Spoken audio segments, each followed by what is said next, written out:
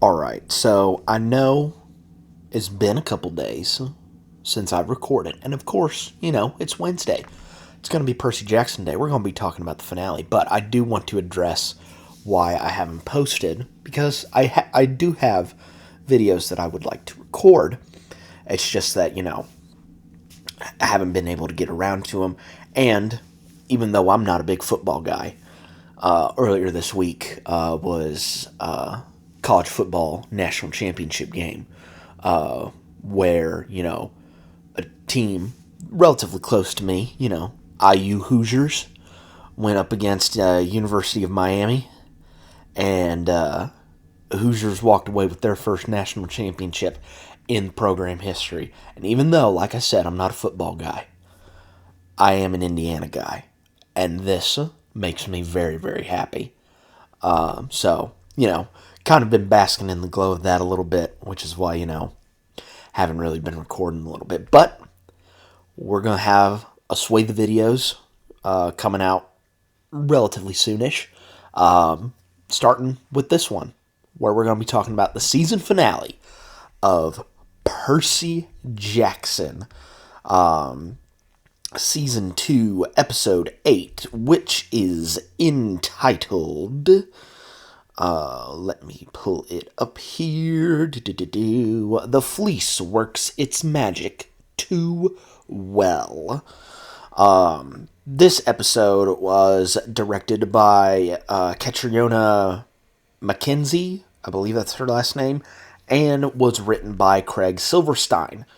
Our gang is trying to rush back to camp to try and stop Luke's forces from breaking in and just, trying to take over camp. Not even take over camp, just burn camp to the ground.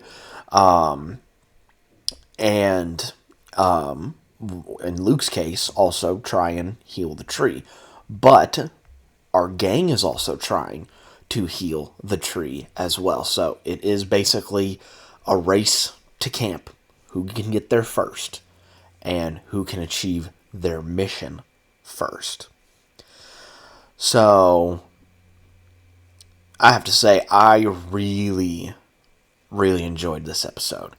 And I'll get into my thoughts on this season at the end of the episode. At the end of the review, I should say. But I really enjoyed this episode. It was really, really good. Really, really good. We start out with the moment of Grover, Annabeth, Luke, and Thalia making it to camp with, Thalia making the sacrifice to stop the enemies from making their way into camp and her, turning into the tree. But, as we will find out later, there is a bit more to the story than meets the eye. So, Percy spots the Pegasus that Clarice rode off on with the fleece to try and make it back to camp, but she is nowhere near that Pegasus, and so they have to try and find her. Meanwhile, the campers are dealing with, I forget the character's name, but the guy who is cursed to never eat. Excuse me. He is the one presiding over camp, and he's basically making them, do chores, cleaning up the chariot race, chariot racetrack, I'll call it, to, get it ready for the next set of races. But, there are, giants making their way through the gate, and he's like, do you see any that are attacking here right now? Just go back to doing your chores. And the students have had enough.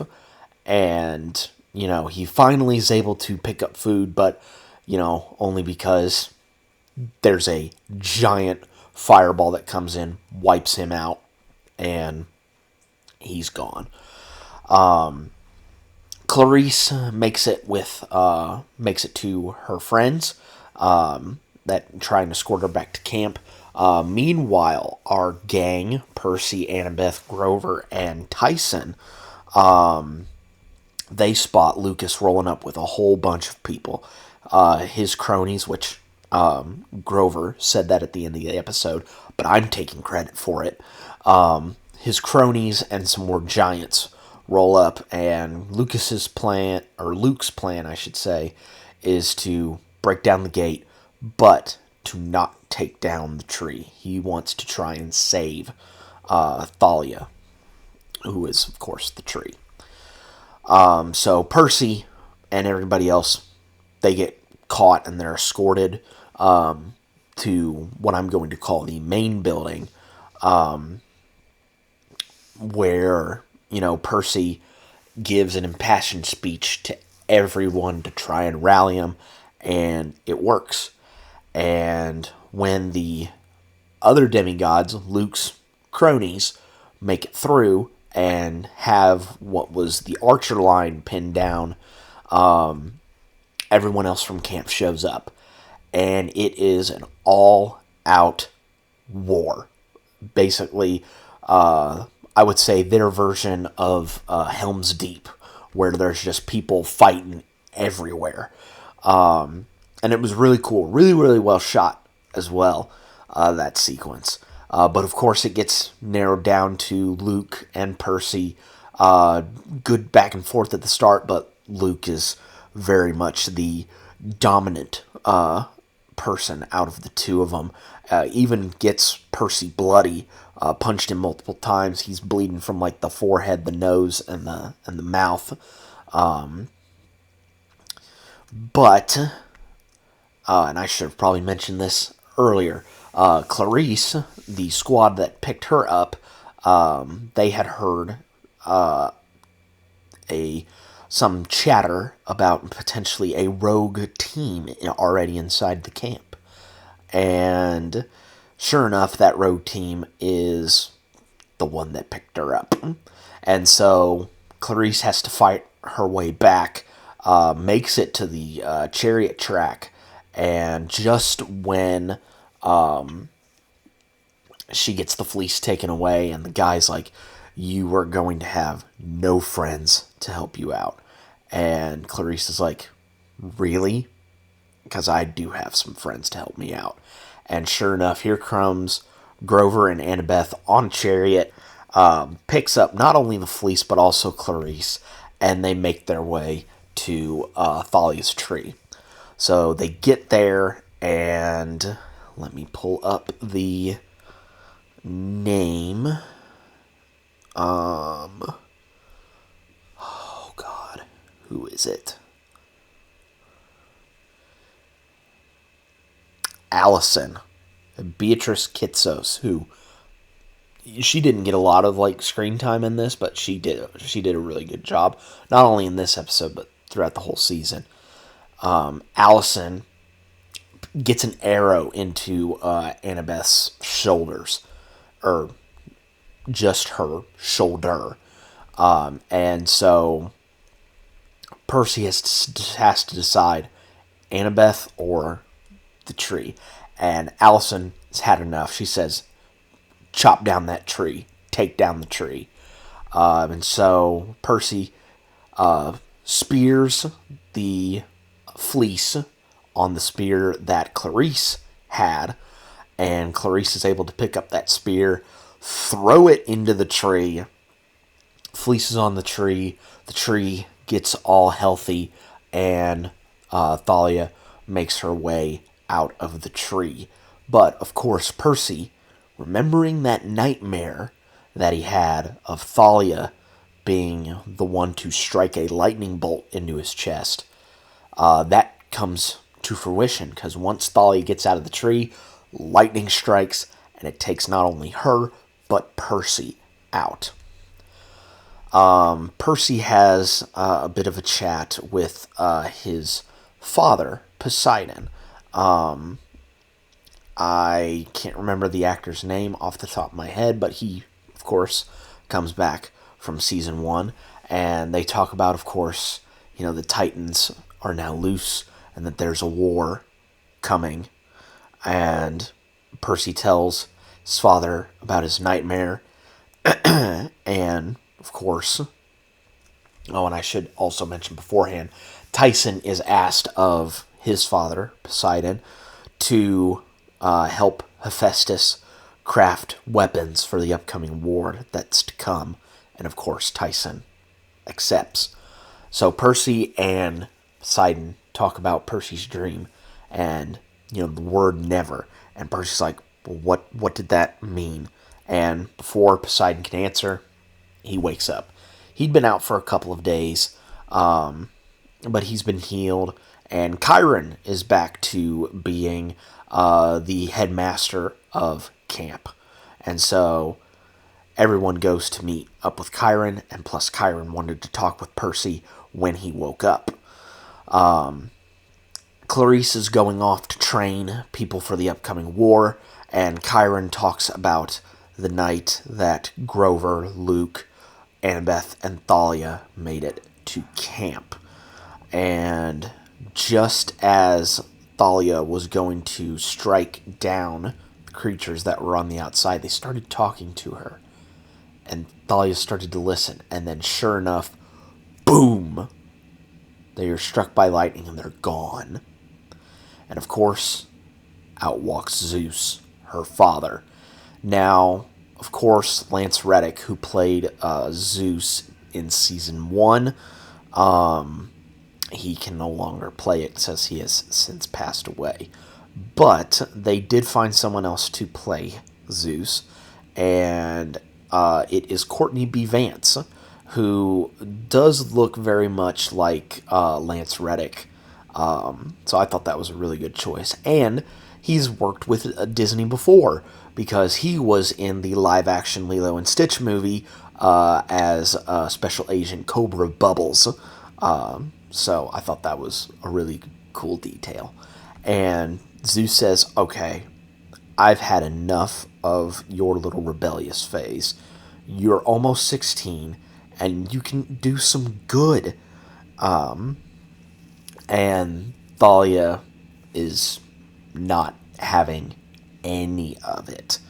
And she tries to strike Zeus, and then, boom, she turns into the tree. So Thalia was not saving them. She was really just kind of running away from Zeus, and that's why she turned into the tree, and was probably persuaded by those creatures to join the dark side so that she may be the one to take down Olympus. And I love the line that Percy says to end off this season. You guys have nightmares, and you wake up from those. Well, I have nightmares, and mine just woke up. That is such a great line to end on. With Thalia reuniting with Annabeth and saying, "Where's Luke? Where's Luke?" And Percy hitting that line, you guys have nightmares. Well, mine just woke up. Such a great line to end the season off on. We do get a little bit of a post-credit tease with Circe at her little resort, saying, well, if you do want to try out our accelerated program, well, it does yield some pretty good results, and they wheel out 2 statues of Percy and Annabeth, and she gives a little wink at the camera to let everyone know that, yeah, she's gonna try and profit off of this. So that is Percy Jackson Season 2. I believe they've already been confirmed for a Season 3, before Season 2 even made air. So we are going to get this story continued in Season 3. I think this was a better season than Season 1, in my opinion. I think the acting has gotten better, especially from our main leads. Not to say that the acting was bad in Season 1, but there's a clear, vast improvement from Season 1 to Season 2, I think, in my eyes. It's still shot, I think, relatively the same. Writing, I think, is still pretty good. Although if I do have to ding it for one thing, There was less edge in this season than there was in the first season. The first season, we saw him twice, and even had one episode almost dedicated to him. I wouldn't necessarily say dedicated to him, but he was a very focal part of one episode. And then he got to have a final fight with Percy in season 1. Here, he just showed up in one episode. And as a wrestling fan, that makes me sad. So, this is just me, hoping that this happens. I wish we see more Ares in season 3. That is my hope, anyway. Because I love Edge, Adam Copeland. And I thought he was really good in season 1. And even though he only had like one scene in this season, he was still pretty good in that. But yeah, I would say season 2 is a definite step up from season 1. And I'm very much excited for season 3 whenever that comes out. And of course, when season 3 does come out, we'll be sure to cover it right here on the channel. But until then, guys, be safe out there, and if you have giants knocking on your door to try and, come in, my suggestion to you is to maybe offer them food, because, giants, like food, I assume anyway, but, yeah, just offer them food, and maybe they'll just go away. It's worth a shot. I'm just saying. And I will catch you guys next time.